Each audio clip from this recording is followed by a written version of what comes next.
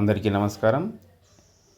ఈ వీడియోలో మనం ఉపాధ్యాయుల యొక్క టీఐఎస్ టీచర్ ఇన్ఫర్మేషన్ సిస్టమ్ డేటాను డీడీఓ లాగిన్లో ఎలా కన్ఫర్మ్ చేయాలో తెలుసుకుందాం.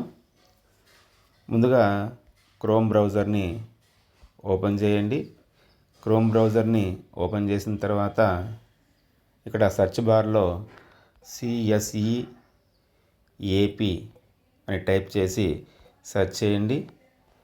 ఇక్కడ మనకు మొదటగా కనిపిస్తున్నటువంటి CSEAP.gov.in ఈ మొదటి లింక్ పైన క్లిక్ చేయండి. ఇక్కడ మనకు CSEAP హోమ్ పేజ్ కనిపిస్తూ ఉంది.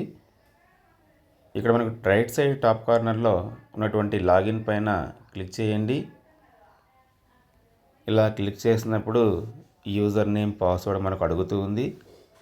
ఇక్కడ మన స్కూల్ డైస్ కోడ్ యూజర్ నేమ్గా మరియు హెచ్ఎం గారి యొక్క ఫేషియల్ పాస్వర్డ్ని ఇక్కడ మనం పాస్వర్డ్గా ఎంటర్ చేస్తూ ఉన్నాం. ఎంటర్ చేసిన తర్వాత ఇక్కడ క్యాప్చాని ఎంటర్ చేయాలి.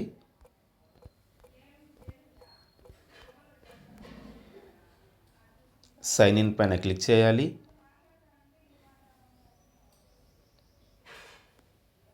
ఇలా క్లిక్ చేసినప్పుడు మనకు డిడిఓ గారి యొక్క లాగిన్ ఓపెన్ అవుతుంది. ఇలా ఓపెన్ అయిన తర్వాత ఇక్కడ మనకు సర్వీసెస్ అనేటువంటి ఆప్షన్ కనిపిస్తూ ఉంది. ఈ సర్వీసెస్ పైన క్లిక్ చేయాలి.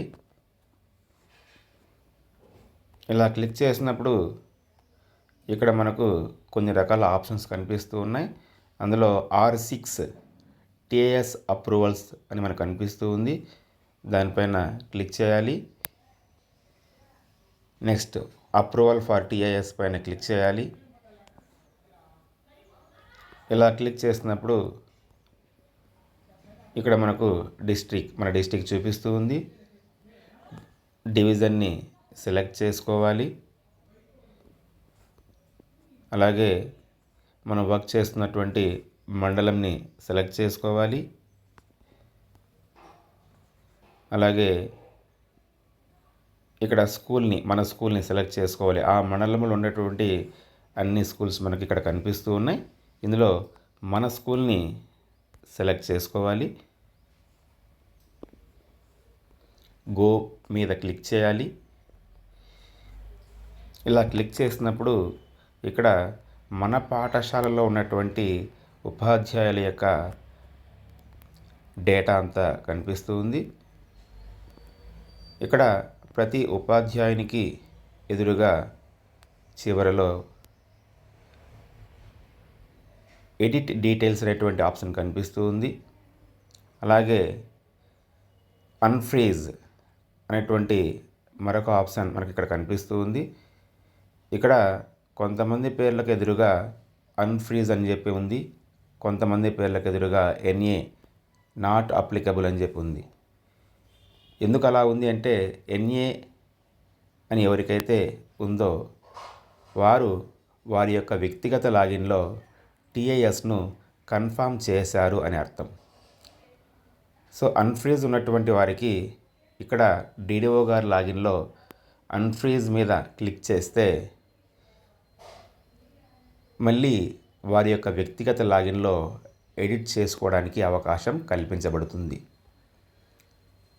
సో కాబట్టి ఇక్కడ ప్రతి ఉపాధ్యాయుని పేరుకి ఎదురుగా ఉన్నటువంటి ఎడిట్ ఆప్షన్ను క్లిక్ చేస్తూ అక్కడ ఏమైనా పొరపాట్లు ఉన్నట్లయితే వాటిని సరిచేస్తూ సేవ్ చేస్తూ కన్ఫర్మ్ చేయాల్సి ఉంటుంది.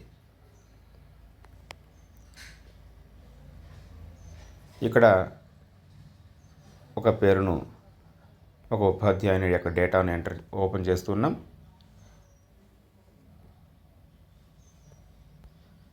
ఇక్కడ డేటా ఓపెన్ అయింది. సో ఇక్కడ ఉన్నటువంటి డేటాలో ఏమైనా మిస్టేక్స్ ఉన్నట్లయితే బాటంలో ఇక్కడ రైట్ సైడ్ ఉన్నటువంటి ఎడిట్ మీద క్లిక్ చేసిన తర్వాత మాత్రమే ఈ డేటా ఎడిట్ చేయడానికి అవకాశం కల్పించబడుతుంది.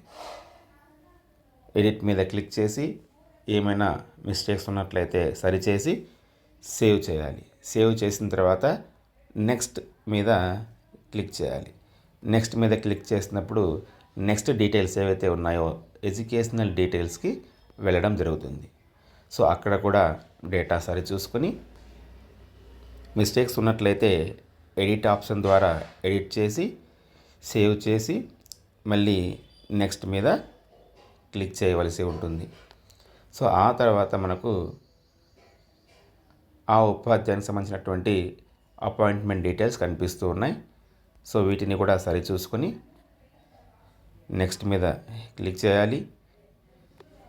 ఆ తర్వాత ఇక్కడ మనకు ట్రాన్స్ఫర్ డీటెయిల్స్ కనిపిస్తూ ఉన్నాయి.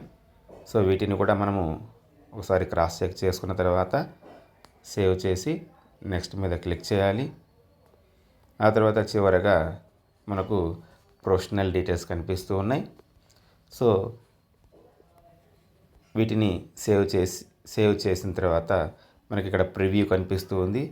ఈ ప్రివ్యూ మీద క్లిక్ చేసినట్లయితే మనకు ఆ ఉపాధ్యాయుని యొక్క డేటా అంతా కనిపిస్తూ ఉంది.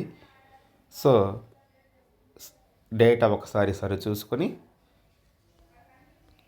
కింద ఉన్నటువంటి అప్రూవ్ ఆప్షన్ మీద క్లిక్ చేసినట్లయితే ఆ ఉపాధ్యాయుని యొక్క టీఏఎస్ డేటాను డిడిఓ లాగిన్లో అప్రూవ్ చేసినట్లు అవుతుంది.